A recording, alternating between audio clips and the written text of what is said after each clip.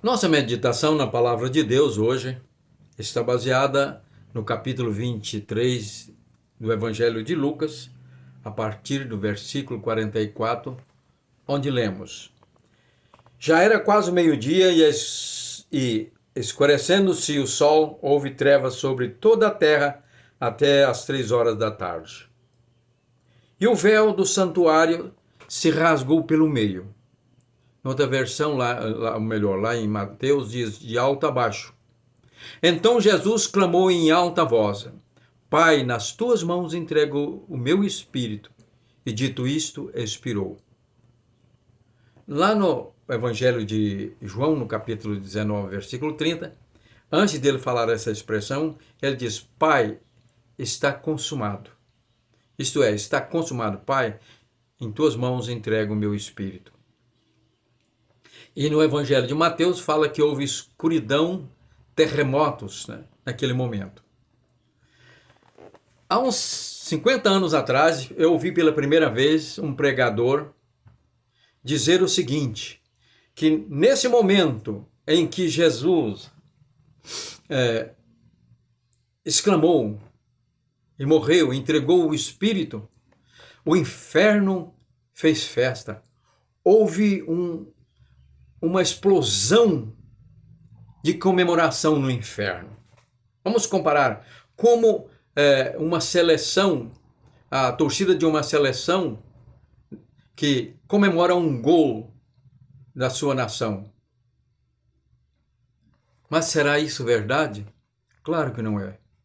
É uma interpretação, uma exegese equivocada. Falta de conhecimento da palavra de Deus e do projeto da redenção que Deus planejou.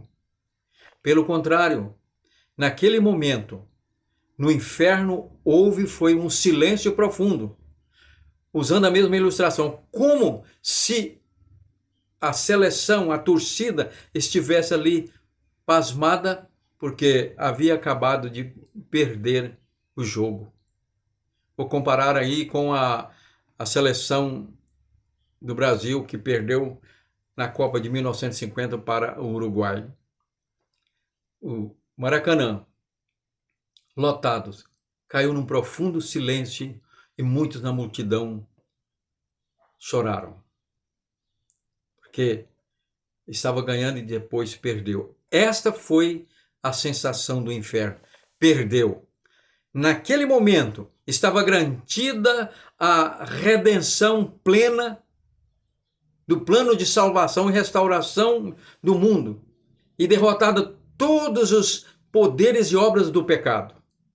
Tudo aquilo que, através da queda dos pais da humanidade, trouxeram para a humanidade e os pecados dos homens, dos seres humanos, têm causado nesse mundo, os demônios, as forças do mal e Satanás, que tem imperado na terra, atuado, tudo naquele momento estava então garantida a cessação, a restauração da natureza, das almas das pessoas que crescem em Jesus Cristo.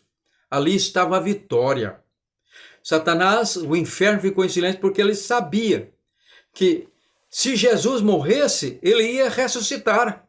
Isso estava comprovado. E aí estava confirmada definitivamente a sua derrota. Ele fez tudo desde o início para evitar que Jesus não morresse. Se Jesus negasse a cruz, então o inferno iria comemorar com explosão. Ele tentou desde o princípio, lá na tentação no monte, no deserto. Ele fez propostas para Jesus a fim de que ele negasse, pecasse, negasse a vontade do Pai e fizesse a vontade dele. Ofereceu até os reinos do mundo, entre aspas, mentirosamente. Ele sabia que ele era o Filho de Deus e chegou dizendo: se tu és o Filho de Deus, de maneira sutil. Ele sabia desde o momento em que o anjo Gabriel anunciou para Maria que o ente que haveria de nascer dela seria chamado o Filho de Deus. O inferno sabia, os demônios. Às vezes Jesus chegava em determinado lugar, os demônios já gritavam: que vem aqui fazer aqui, Jesus? Tu és o Filho de Deus. E ele mandava eles calar. calarem. Portanto, o inferno não comemorou a morte do Senhor Jesus. Comemoraria se ele tivesse fugido da cruz.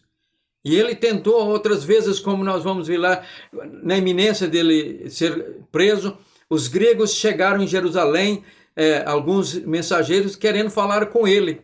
E por certo tinham um propósito de levá-lo para a Grécia, para fazer parte da galeria dos grandes sábios e filósofos, Sócrates, Platão, Aristóteles, Pitágoras e tantos outros.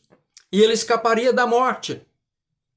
Mas Jesus disse: olha, se o grão de trigo cair na terra e não morrer, fica ele só. Mas se ele morrer, ali ele vai germinar e dar muito fruto. E ele enfrentou a cruz. E a última tentativa foi lá no jardim do Getsêmani. Satanás trouxe uma imagem tão intensa, horrorosa do que seria a crucificação dele, como uma forma de fazer ele fugir. E ele chegou ao ponto de suar sangue, orar 3 vezes. E diz: Pai, se for possível, passa de mim este cálice. Alguns dizem que ele estava pedindo para não morrer. Não é verdade. Jesus sabia que ele já tinha afirmado e sabia que tinha que morrer. E sem a redenção dele, o Cordeiro de Deus, não haveria a redenção dos pecados do mundo. Ele estava ali pedindo, o que podemos entender é que Deus o livrasse da morte de cruz. Já que ele tinha que morrer, que pudesse morrer uma morte, vamos dizer, menos dolorosa, como por uma espada, né? Ali, mas sem os horrores da cruz. Satanás tentou ali fazer essa intensa forma de afligir para ver se Jesus fugia. Aí ele iria comemorar. Portanto, a cruz, a morte de Cristo ali é um momento de alegria para nós. Depois que Jesus morreu, naquele momento o Pai sentiu tristeza, mas ele, cumprindo a redenção, houve alegria nos céus, porque a redenção estava garantida e ele ia no 3º dia ressuscitar. E a nossa glória está na cruz. Paulo diz: longe esteja de me gloriar-me, senão na cruz de Cristo, pela qual o mundo está crucificado para mim e eu crucificado para o mundo. Na hora em que Cristo morreu, poderíamos dizer o seguinte, que as almas das pessoas justas que morreram estavam lá no paraíso, se tivesse sido informado que o que estava acontecendo, é que ia comemorar, como por certo comemorou, quando Jesus chegou lá. E eles viram que agora a redenção que eles aguardaram pela fé estava garantida, por certo houve alegria no paraíso. Mas no inferno não. A alegria hoje e a alegria no céu, quando Jesus disse: está consumado. Porque tudo que Deus planejou para a nossa redenção estava garantido ali. E no 3º dia, selada com a ressurreição.